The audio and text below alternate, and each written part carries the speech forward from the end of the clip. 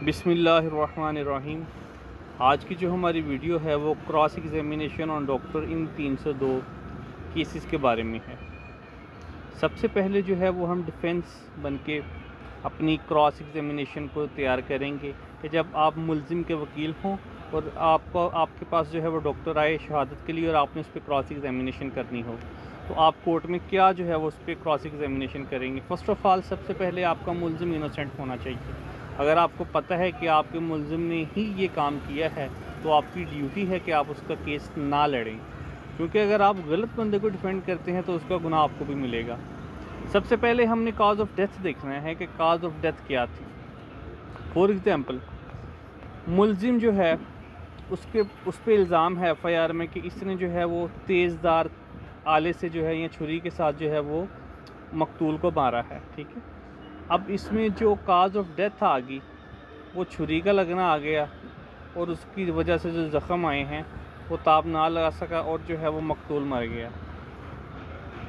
इसमें जो है वो हमने डॉक्टर से जो है वो सवाल ये करने हैं, काज ऑफ डेथ में आपने कहा है कि जो आला यूज़ हुआ है वो छुरी हुई है, क्या ऐसा पॉसिबल है कि ये आला अगर कोई ऑब्जेक्ट पड़ा हो, अगर कोई ऑब्जेक्ट खुद इसके ऊपर गिरे तो ये आला इसी तरह लग जाए?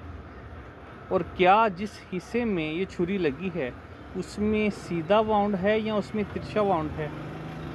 और क्या ऐसा पॉसिबल है कि ये ज़ख़म जो है वो एक्सीडेंटल है या ख़ुद जो है वो क्रिएटेड किया गया है? ठीक है, ऐसा भी पॉसिबल है कि अगर कोई कहता है कि मकतूल है और जो उसके गवाह हैं वो कहते हैं कि नहीं इसने उसे छुरी मारी थी और वो लगने वाला ज़ख़म जो है वो तिरछा है और उसको डॉक्टर की रिपोर्ट जो MLC है वो ये कहती है कि इसको एक दफ़ा नहीं 2-3 दफ़ा जो है वो लगाने की कोशिश की गई है और गवाह ये कहते हैं कि नहीं हम देख रहे थे कि मुल्ज़िम ने मकतूल को छुरी मारी और वो उससे गिर गया। ठीक है, लेकिन जो MLC रिपोर्ट आती है या पोस्टमार्टम के बाद जो रिपोर्ट आती है वो ये कहती है कि जो ज़ख़म है जिसकी वजह से मुल्ज़िम मरा है वो ज़ख़म क्रिएटेड किया गया है 2 से 3 दफ़ा।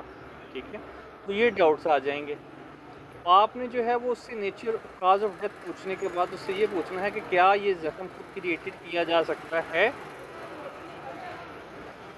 अगर वो कहता है जी क्रिएटेड किया जा सकता है तो ये डाउट आ सकता है कि हो सकता है कि मकतूल और गवाहों ने मिलकर इस तरह मुल्ज़िम पे इल्ज़ाम लगाने की कोशिश की हो और वो बात जो है वो बढ़ गई हो और ये इनकी गलती की वजह से मौत हुई हो। ठीक है, एक ये काज ऑफ डेथ आपने। उसके बाद नेचर ऑफ़ इंजरीज़ कि जो ज़ख़म लगे हैं उनकी नेचर क्या है। ठीक है, मैं कहता हूँ कि अगर जो है वो अगर मुल्ज़िम ने FIR के कंटेंट के मुताबिक मुल्ज़िम ने उसको छुरी मारी मकतूल को और उससे इतना खून निकला कि उसका अगर फॉर एग्ज़ाम्पल छुरी मारी है उसने पेट पे और इतना खून निकला, उसके जो कपड़े रिकवर्ड हुए हैं तो उसकी जो कमीज़ है वो फ्रंट पे उस पर थोड़ा सा यानी कि खून लगा है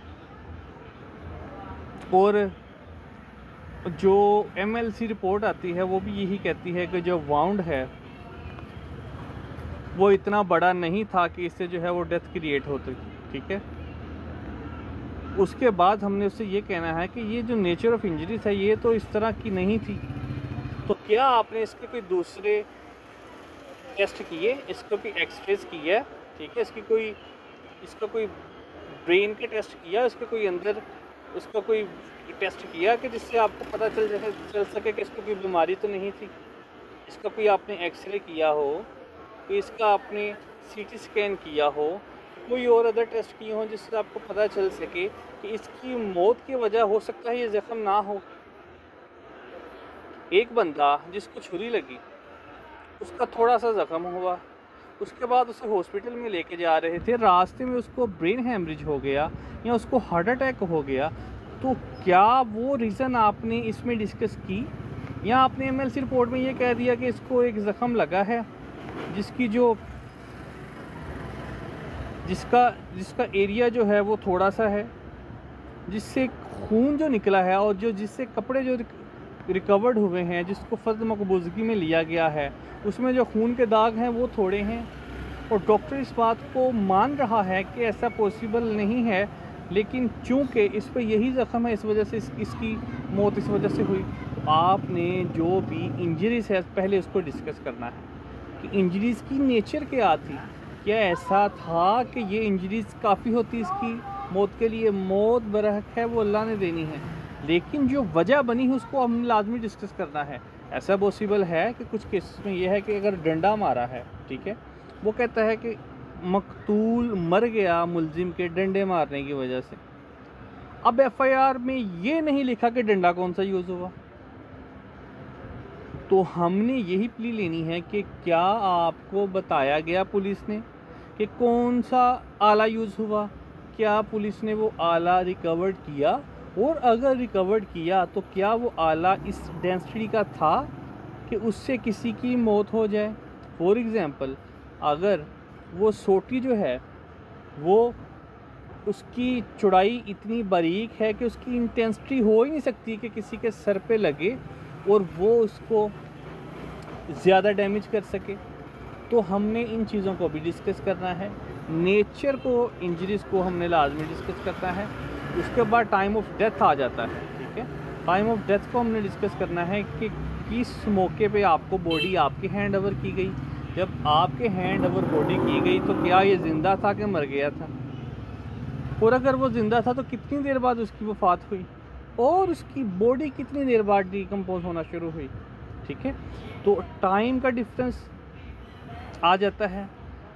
और ये वो सवालात हैं, ये देखें time of death. For example, अगर जो है वो गवाहान ये कहते हैं कि मुलजिम की मौत जो है वो 8 बजे हुई और जो एमएलसी रिपोर्ट है वो कहती है 10 बजे हुई, तो ये देखें डाउट्स क्रिएट हो गया 2 घंटों का। 2 घंटों का डिफरेंस क्यों आया, ठीक है।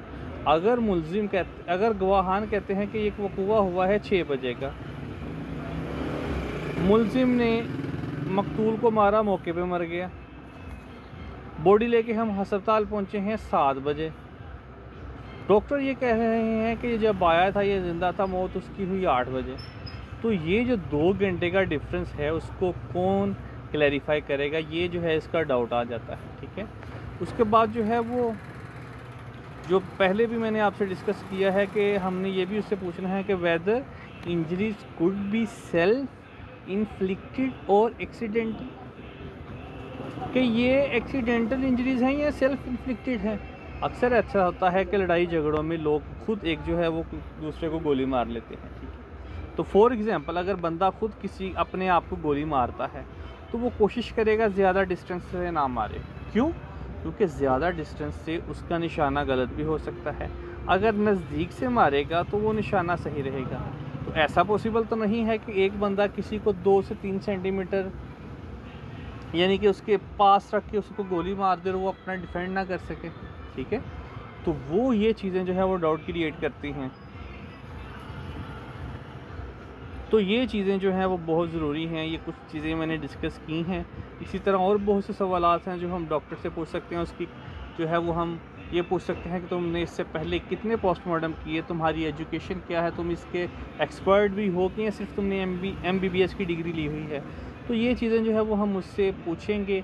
लेकिन सबसे पहले जो है वो आपको ये पता होना चाहिए कि आपका मुलजिम इनोसेंट है कि नहीं है।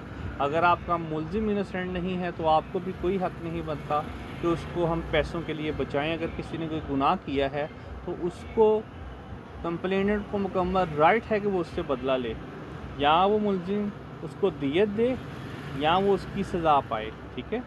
तो इंशाल्लाह हम और इस तरह वीडियोस बनाएंगे। अब 302 मर्डर के केसेस में जो गवाहान हैं उसके ऊपर जो जरा करनी चाहिए वो चंद सवालात।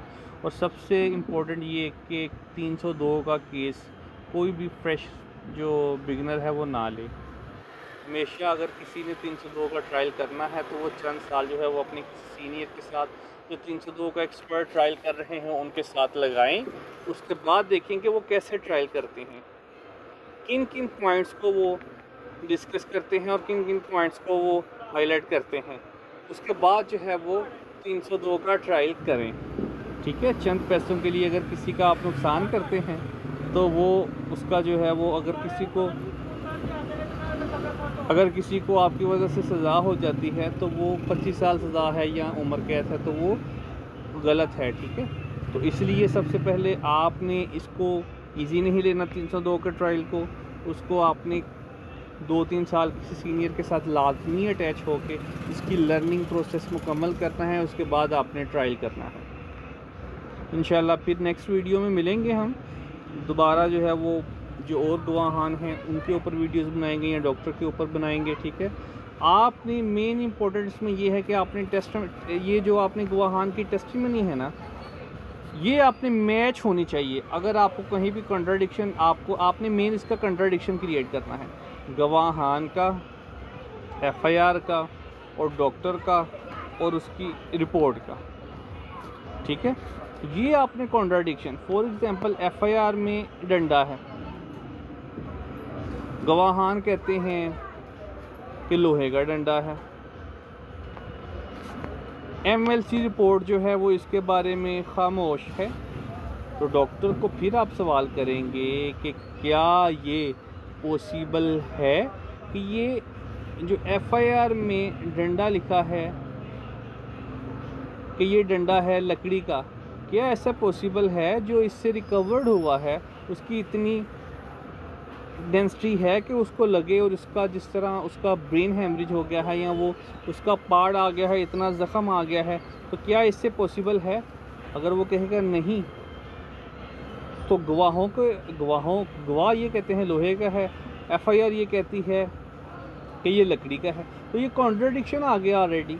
इसको हमने हाईलाइट करना है कि डॉक्टर तो कहता है कि ये इससे पॉसिबल ही नहीं है जो एफआईआर फर्स्ट इंफॉर्मेशन रिपोर्ट मिली है उसके मुताबिक ये हो सके, तो ये एफआईआर फिर गलत है, ठीक है। और इसके अलावा इसमें एमएलसी में जो उन्होंने ऑफेंसेस लगाए हैं, जो टर्म्स यूज़ की हैं मेडिकल की, आपको मेडिकल की टर्म्स के बारे में भी पता होना चाहिए। जो पोस्टमार्टम रिपोर्ट होती है जो उसमें मेडिकल टर्म्स यूज़ करती हैं वो किस लिए होती हैं, उनका यूज़ क्या है और उनका एब्रीवेशन क्या है, उसके बारे में भी आपको पता होना चाहिए।